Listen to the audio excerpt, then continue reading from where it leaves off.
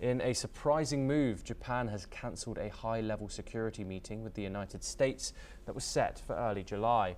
According to a report in the Financial Times, Tokyo abruptly pulled out of the annual 2+2 talks after Washington demanded a sharp increase in Japanese defense spending, up to 3.5% of GDP.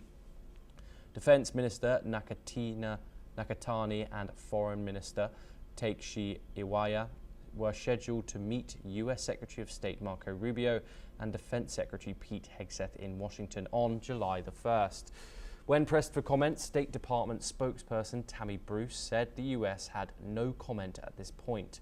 The Pentagon has not responded to requests for clarification. The report claims the request originated from Elbridge Colby, the Pentagon's third highest official. The Pentagon has reportedly pushed a new global standard of 5% for defense spending among U.S. allies, according to media reports. However, Japan has already committed to raising its defense budget to 2% by 2027, a major shift from its post-war pacifist stance.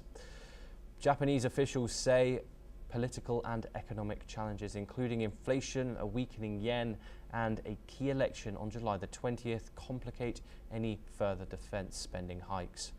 Prime Minister Shigeru Ishiba has indicated future budgets might surpass 2%, depending on the security environment. But Tokyo maintains that decisions on spending levels will be made independently.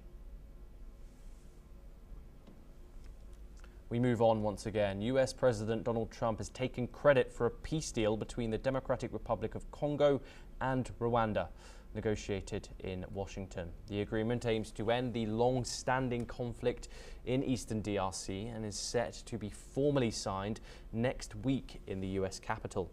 However, Trump also expressed frustration at not receiving a Nobel Peace Prize, claiming his mediation efforts in conflicts between India and Pakistan, Serbia and Kosovo, and the Abraham Accords deserve recognition. Pakistan has officially recommended him for the 2026 prize, but Indian officials deny his role in their ceasefire with Pakistan. Critics say Trump has exaggerated his diplomatic achievements with ongoing wars in Ukraine, Gaza, and the Middle East. The eastern DRC, rich in resources, has suffered violence for decades, and the New Deal builds on previous agreements made this year.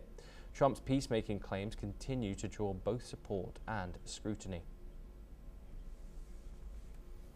Well, that is all we have time for, and we will continue to bring you more news updates from